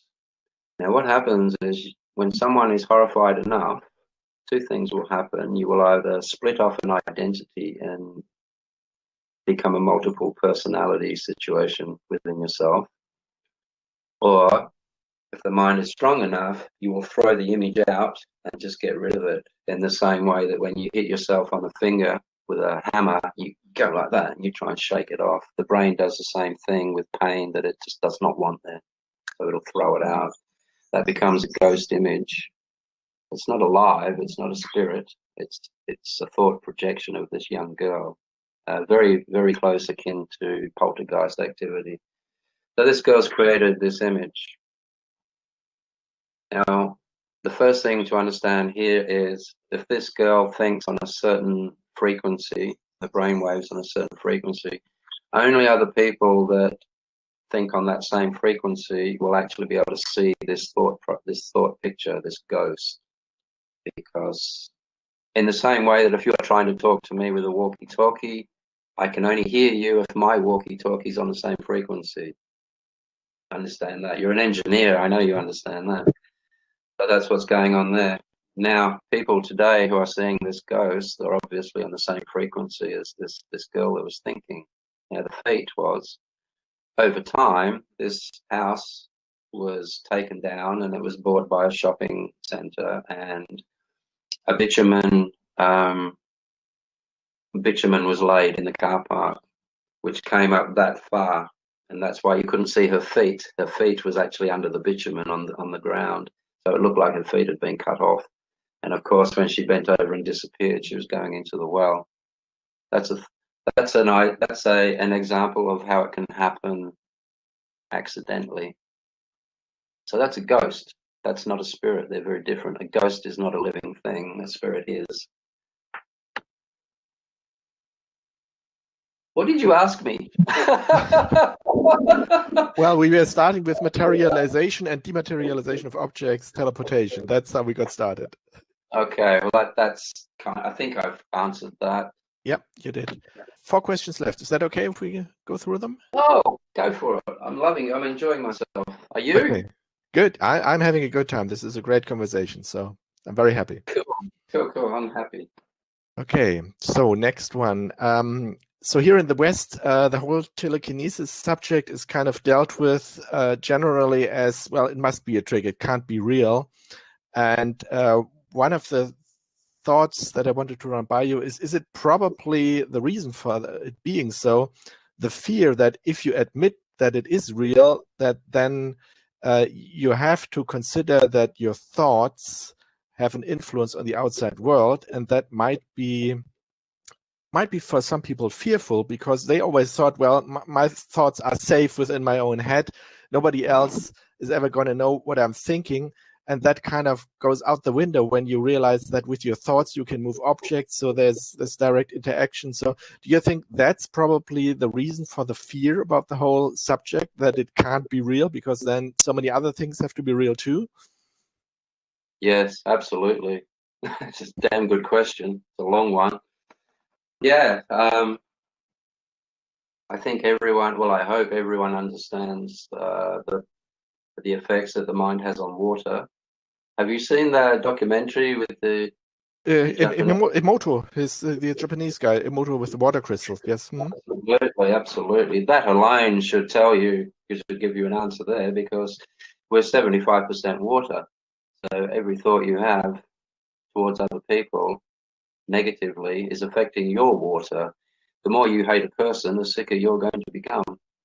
The more aggressive you become, the more sicker you're going to become. It's not hurting anyone other than you, unless they are close enough for you, of course, to start affecting that. And that's just on the water level. That's just on that particular case.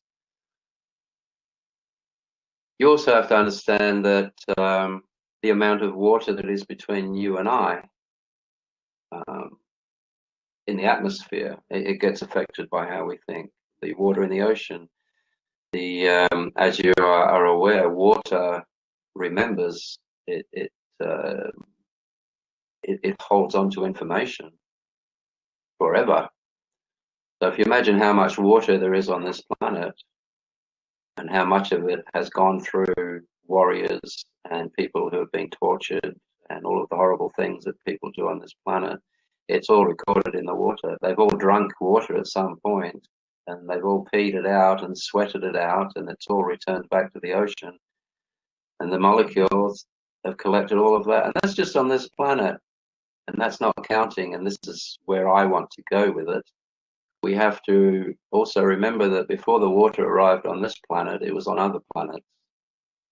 Now, even now, as we speak, there are galaxies bumping into each other. There's planets bumping into each other. There's asteroids smashing planets.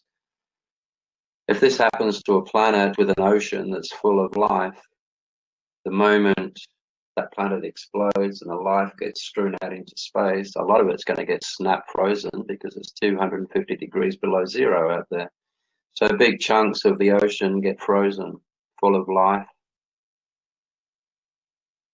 full of whatever that life was thinking about at the time and the history of the planet that water was on. And that meteorite, now what do they call that, comet now, which is ice, is going to be flying through space for God knows how many millions or billions of years. Then it hits another planet like ours. And now we have memories from other planets, from other galaxies, from other life. And this is how the cosmos thinks. When I ask you what color is your house, a part of you shot across your brain within a trillionth of a second and came back and told you what color your house was. So that information is there. It's all over your brain. It comes together and creates everything that you know. And in the same way, water carries information across the cosmos. And this is how the cosmos speaks to itself. It's how it's unfolding. It's how it knows what's going on at any given moment, anywhere within itself, is through water. So to answer your question, yes, people are scared. Most of this generation, perhaps not the young generation, but most of our generation have grown up, whether we believe it or not, hearing little things like, you'll go to hell, that's evil, you shouldn't be doing that, God's watching you. All of these things, it has a horrible effect on our psyche when you think you're being constantly watched. Then, of course, we've all been tarred with the same thing. If you're a witch, you're evil and you're going to get burned at the stake. If you're gay, you're evil. If you're not doing what our religion says, you're evil, and there's no two ways about it. So there's all of that. There is all there's all of that. You know what I'm getting at. And it's all yes, yes, yes to your question. It's fear-driven. You know, we had the Stone Age, we had the Ice Age, and this is the Fear Age. And it's also the age of incorrect PC. Honestly, I think political correctness is going to be the next atomic bomb that hits this planet. People are terrified to speak the truth because of political correctness. It's almost become illegal to speak your mind because of political correctness. Very, very cleverly done. Suppression, all of that creates the fear for anyone to step out of boundaries and just go with the status quo. What they want to do. People don't want to break out of the box. They would like to, but they're too scared. And this is why one of the reasons I admired Dean Radin. He steps out of the box. He knows he wouldn't have stayed out of the box. He wouldn't still be doing what he does. He didn't believe. Not even belief. I don't think belief comes into it with science. I don't subscribe to beliefs. A fact is a fact, whether you believe it or not. A belief can't exist outside of the human head. So why the hell would we base our lives on that stuff? It's insanity.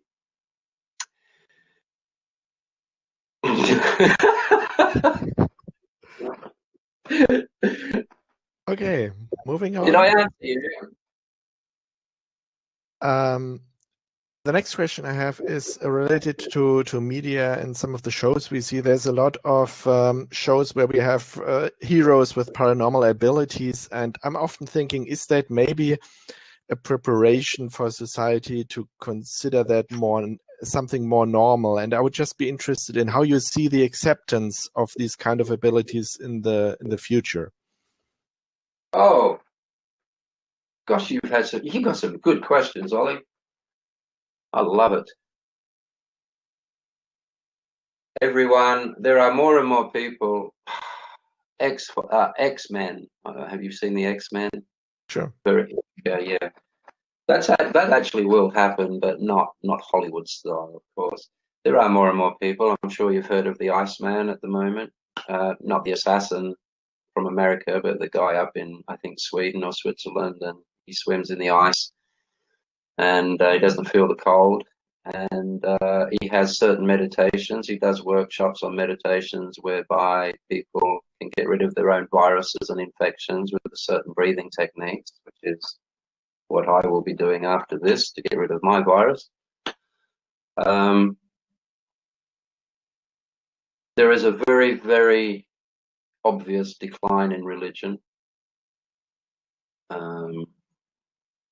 There are other things that are going to try and take over that void in people's lives. That's the only danger that would concern me in the future. People are lazy, and it's too easy to follow. And as I said, to follow anything negates freedom of mind and spirit. That all of that situation is going to be a problem. However, and we're going to see more of it. We're going to see a lot more behind the scenes suppression, ways of just distracting us from reality. However, religion, which has a massive part to do with the way we think today, because it was our original education. Let's educate the people so they can think like we want them to think, etc. I'm not blaming anyone. I'm not saying that this is purposefully done. This is just the way people evolve. That's the kind of monkey we are. It's the way we think. But, we are also the kind of creature that can change ourselves and change the way we are. Anyway, I'm going off into a different direction there. So, yes, you can't fix a problem with the same mind that created the problem in the first place. One of my heroes said that, Einstein. So once a religious mind has gone, once a religious mentality, which has basically come along and lead me, tell me what to do, I don't want to take responsibility for my own life because I might get into trouble if I do the wrong thing. So that's what the religious mentality is. And that's why people are lazy, and that's why people are scared. And that is still in people today. And that's why people, including scientists, even though they've long forgotten any religious thing, it's still deep down inside. We have epigenetics. It's in our epigenetics to want to be ruled. It's quite bad, but we'll come out of it. I have great faith in life. Life always goes forward. We've only been here for half a second in the scheme of things, and if we don't behave ourselves, life will get rid of us. The world has already gone into fever because we are infecting it. You know yourself, if you have an infection, your body will deal with it in certain ways, but if it gets out of hand, your body will go into drastic measures, and you'll get diarrhea, and you'll have a high fever, and hopefully this will kill the virus before it kills you. And the planet's going to do the same thing. Anyway, let's see what happens with that one. But people are fearful, and there is a decline in religious thinking, and at the same time there is an incline in people producing paranormal activity. People are starting to, believe it or not, read each other's minds. It's happening more and more often. The so-called heathen practices of the East are becoming more prevalent now. It's just that scientists have to change the name. For instance, mystics have always known that meditation is an extraordinarily powerful tool, but it's been poo-pooed by scientists for a long, long time. But now that they realize that it actually works, they basically just change the name. They call it mindfulness now, so they don't sound like hippies. And they would like the world to think that they discovered it, but of course they didn't. And they do this with a lot of things. So while that's going on, what I'm saying there is science is bringing these practices to the forefront, but they could do it a lot quicker, and they also need to understand that everyone used to be able to do these things before religions came along. The religious mentality, we all did it. We were all happy. It was always a golden age. Life and death was as normal as drinking water. You know, we all knew that back then that there's nothing more natural than death, and there's nothing more unnatural than the way we respond to it. That's another insane thing about us. But there again, that comes from the delusion that we identify with this tiny little pixel of a body, and when it's gone, we think we're gone, etc., etc. I think I'm just going over old ground now, Oliver. It's a mindset. Okay. A mindset. Related to mindsets, I have one more question on unhealthy beliefs, because well, we don't get unhealthy beliefs just from religion. I mean, we could also say that in a way, some we also get from science, with the materialistic viewpoint and the idea that death is the end. And so probably some people think nothing matters with respect to what I do, because when I'm dead, I'm dead. So I've had kind of general psychological question on how you help your clients with unhealthy beliefs. What are the methods you give to them if they want to overcome some unhealthy beliefs? What a great question. Exactly what I've already said, but this is how I do it. As you know, I have a clinic, and in my clinic, I majorly treat people with mental issues. I won't say illnesses, issues.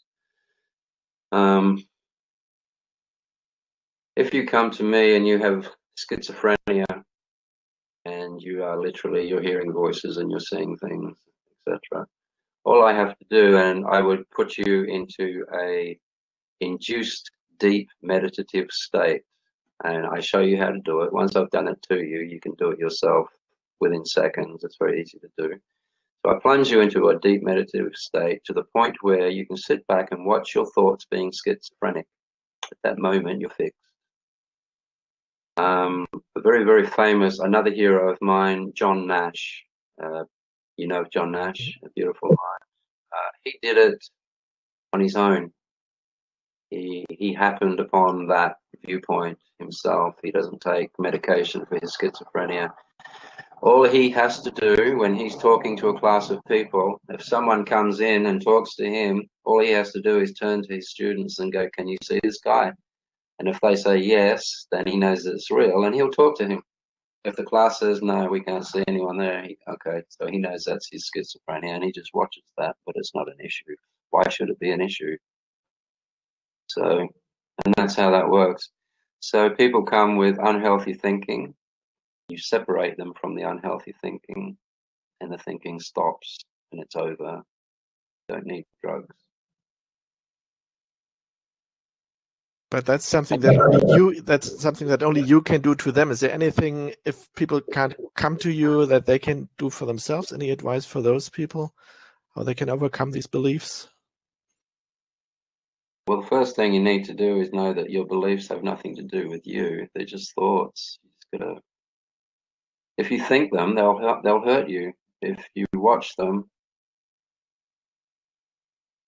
they can't hurt you, and you'll see how they make you sick. It's as simple as this, and you will have experienced this yourself at some point in a different way, Oliver. When you're laying in bed and you're quite happy and you've had quite a nice evening, and suddenly while you're laying in bed, feeling very blissful, your heart rate is very low, you're almost dozing off, and you think of something horrible that happened that day suddenly, and you notice your heartbeat starts to pick up, and you wake up and you get a horrible tight feeling in your stomach. At that moment, what's your observation? I felt great, I had a thought, and now I feel horrible. That's the problem right there. That should tell you everything.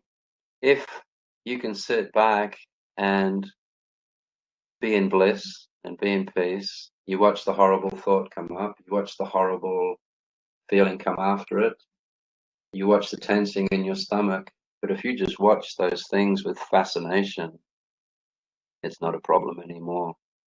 It's only when you try to get away from it. Trick is in being with it. You'll be very surprised at what happens when you be with your pain. You understand? Did that make sense? Absolutely, yes. I've heard it from other people in similar ways, so absolutely Because makes it's a sense. fact. Because it works. It's that simple. You won't get anywhere with beliefs. You'd be amazed. I knew someone, where was I? I was in Queensland somewhere in Australia, and I was doing a talk, and there was a gentleman there, and this man, he owned a business. He was about 45 years old, and I was talking about beliefs, the difference between a belief and a fact. And he just couldn't get his head around it, and he pointed to the roof, and he said, so you don't believe that if you were to walk across that roof and walk off the edge, you would just fall down and break your legs? And I said, no, I don't believe that. I don't need to believe that because I know the fact. The fact is, if I walk off that roof and fall down, I will break my legs. It's a fact. I don't need to believe it. Belief is the complete opposite of a fact. You don't need them. And it's our beliefs that do the problem. It's our beliefs that create the difficulties in our lives. Get rid of your beliefs, get rid of your opinions. You don't need them. Replace your opinions with discernments and you'll be fine. Don't have any likes or dislikes. Just be and watch what life is doing. Stop adding wrong or right or any of that to what you see. And you'll watch life investigating itself right before your eyes, and you being a conscious participant in that observation of life unfolding and enjoying itself and wondering what it is. Just watch that. I could give you exercises, but that would take another half hour. Okay, then we won't do that. Okay. There are exercises. Some of So, the best ones are the ones. How long have I got, Ollie? well, as much as you're willing to invest, I mean, I have time, so. All right. Can I give you a quick lesson as what I would do? It'd be a very abridged version of what I do with people in my office. Sure. Yeah. If you're willing to, go ahead. Okay. Do you want to participate? Sure. Yeah. Give me a second.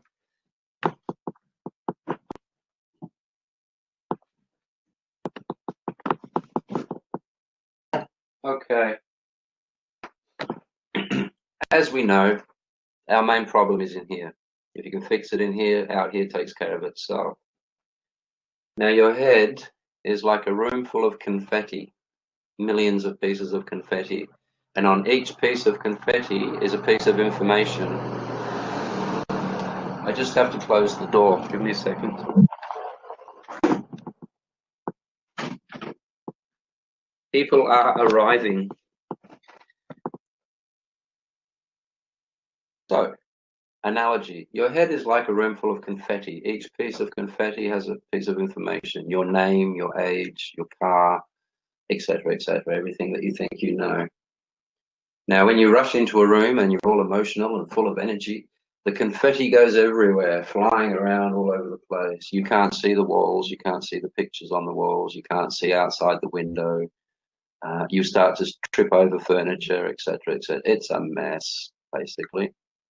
Now, a psychologist would have you walk in there and get all of the blue bits and put those in a nice little pile, and all the red bits, put those in a pile. That can take lifetimes.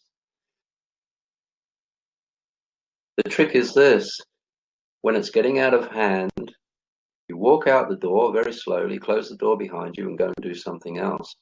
When you come back in 10 minutes, nice and quietly, walk in the door slowly.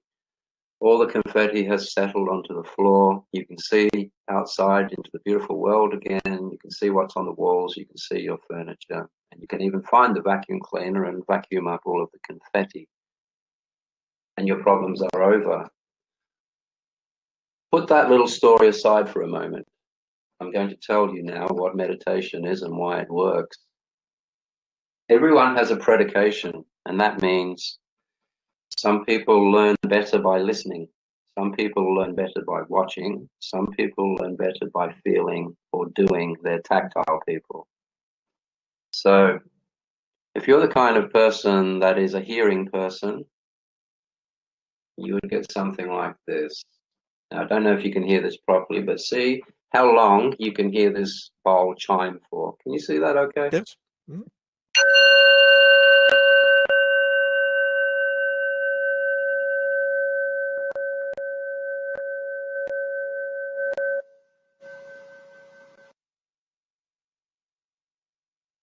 I think that chimed for about 10 seconds. Mm-hmm. How do you feel? Relaxed. I like those tones. I like to watch ASMR videos. I don't know if you're aware of ASMR, but there are some people who do ASMR with those. It's kind of a relaxing technique, and they use those singing bowls as part of their element of their videos, and I like that very much. Okay. So What's happened here, and you've just given me a fantastic example of what I'm about to say. Going back to the room full of confetti, when I hit this bowl, and you're listening with the intent of listening until you can no longer hear it, you've left that room and you've gone into your ear. You don't give credit to the bowl. You don't give credit to the people hitting the bowl. Don't give credit to the people making DVDs. You had the ability to leave your mind and sit in your ear and just listen to this sound. And you left the room. And as you're doing that, the confetti started to sink. This is why meditation works. If you're not that kind of person, you would take your beads. Religious people call them worry beads because they give the credit to the beads, but it's not the beads. If I have a mind that is just, and I'm full of worries and issues, take your beads between your finger and thumb and you feel the first bead. You feel how cold it is. You feel, see if you can find any scratches or dents in it. You're not looking at it, you're feeling. You feel the roundness, you feel every single thing you can feel about that bead, where the hole begins, where the wire is going through the hole. Once you've fully covered that bead, you go to the next one and you do the same thing again. If that takes you 5 minutes, left the room for 5 minutes. The other question is, what are you that can go from there to here, actually? So if you're a tactile person, that is how you get out of your head. If you're a visual person, you would use a candle flame.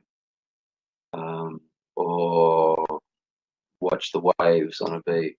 The whole point is be fully in your finger and thumb, be fully in your ear, be fully watching the candle flame or whatever.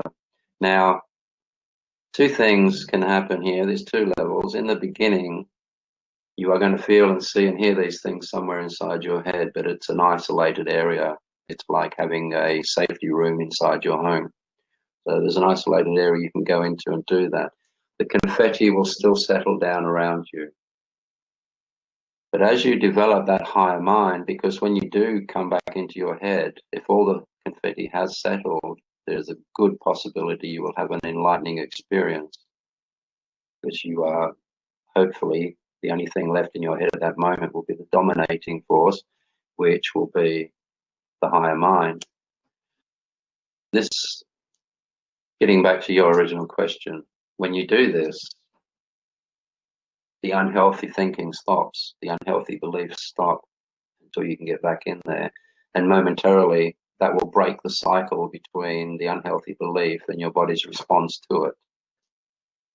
As I said, when you lay down in bed and you're full of bliss and all of a sudden you have a horrible thought, you can see the chemicals that get released into your body and now your heart starts to palpitate. The reason your heart's palpitating is because your body just released adrenaline into your system and perhaps cortisol as well. And they're going to rip your veins to pieces. Poison yourself every time you get angry. Poison yourself every time you get upset. Got to stop it. And these are technologies that have been honed in over thousands of years. Simple as they are, and it works. It's a far more simple method than trying to put Valium together and stuffing that into your body. That does nothing. So that's how you can do it. There are the exercises that will take you out of your mind. Of course, there are other exercises to take that awareness beyond the physical and get to the outside world. But the first thing you have to do is find that higher mind. And believe me, it's as simple as just watch your thoughts. When you're watching your thoughts, that's the higher mind. When you're thinking, that's the lower mind. It's that simple. So if you can sit back and watch your thoughts being silly, you're good.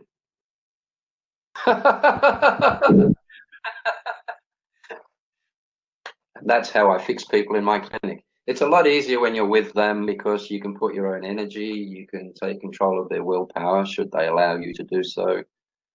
And that's much easier. And like I said, for me, it's a case of inducing an extremely deep meditative state to a point where you observe yourself in the same way you would if you were astral journeying outside of your body. It's almost like having an out-of-body experience.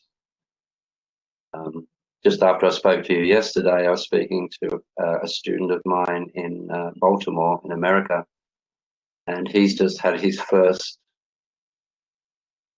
experience. He's been doing Qigong for a couple of years, but he's been doing it from books, and he's been doing it from people who think they know what they're doing, but can't give any evidence that what they're doing is actually working for them. So what happens, there's a lot of techniques you can learn from books and from public classes and all the rest of it, but there are keys. The keys that make the difference can only come from what's called transmission of mind beyond the teaching. And that's kind of what I do with people. So this young gentleman, he's been doing his Qigong for a couple of years. He's been using his thoughts to direct his Qi. He's been using his thoughts to do his Qigong, and he has never developed anything from that. I've spent 2-3 hours tops with this guy, and I showed him the difference between the observer and the observed, the higher mind and the lower mind. Where I come from, that's called the host and the guest. The host being the higher mind because that's the part of you that was born with the body. The host is the mind that nature put in there. The guest came later. The guest is made up of a bunch of thoughts and opinions that were put in there by your parents and teachers and the world around you. So that's not real. That's why it's called the guest. But it takes over your mansion. It becomes the boss. It becomes the dominating force, and you end up being forgotten in the attic. And that's the condition everyone's in at the moment. The lower mind is ruling the world. I don't blame it all on religion. It's just that religion was the first one to take advantage of this observation in people and turned it to, oh, you know the rest.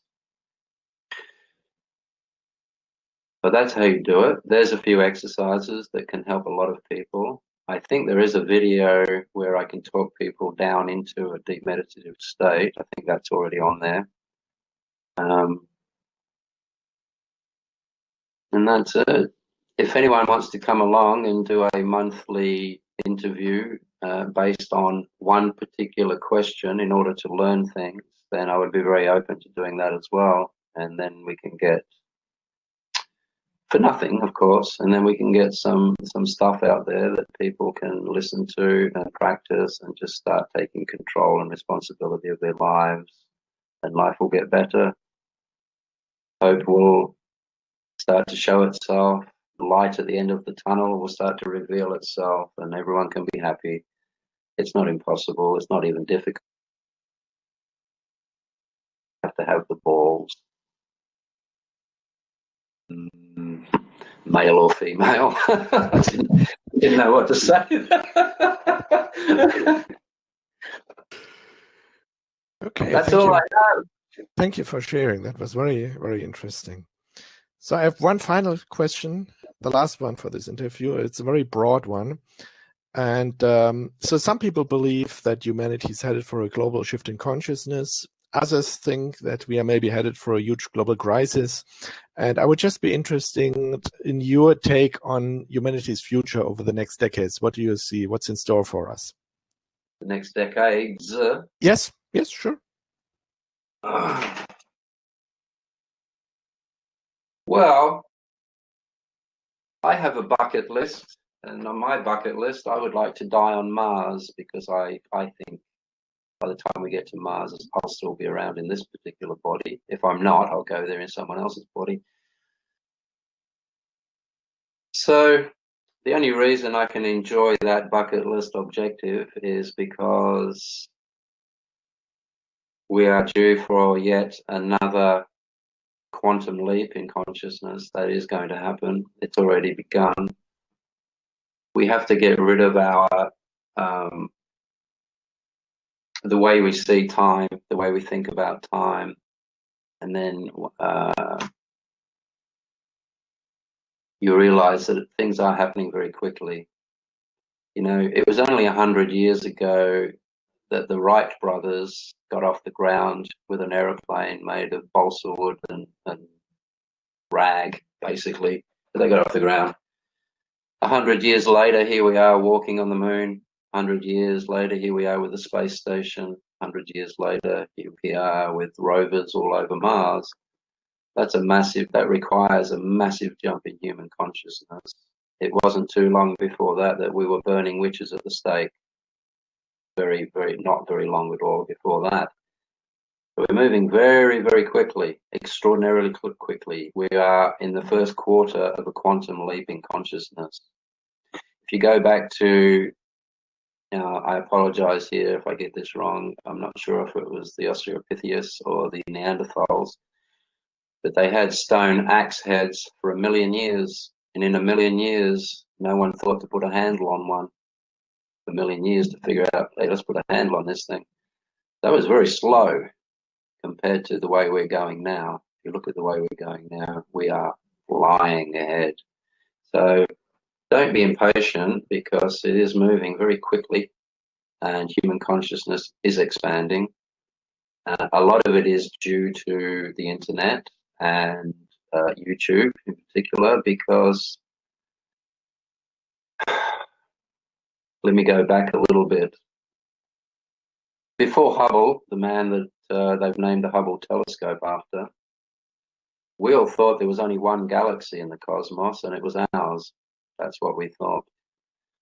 Before him, if you had said to anyone, okay, I need you to imagine the cosmos, they can't.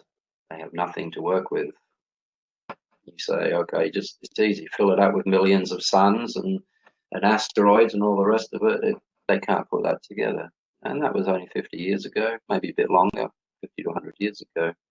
Now, if you say to someone, imagine the cosmos, everyone's got a picture, and it's big, and it's full of galaxies. People even know the numbers, you know, 1 billion stars, how many planets are around those.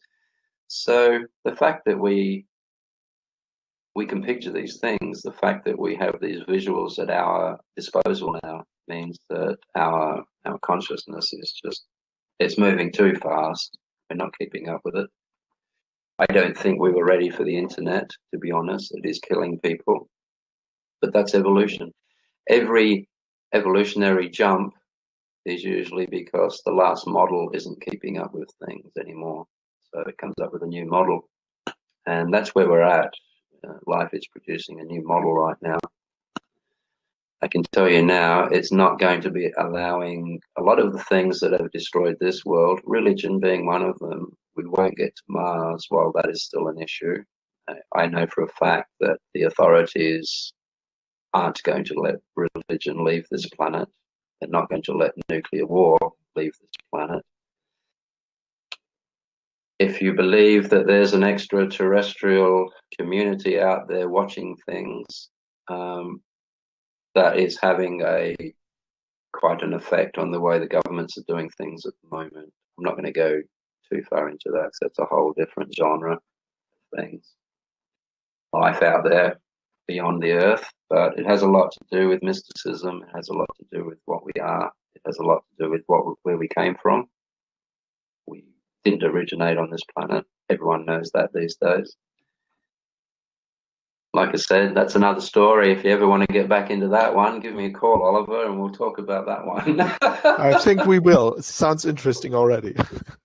It is. It's brilliant. It is. Where do we go from here, friend?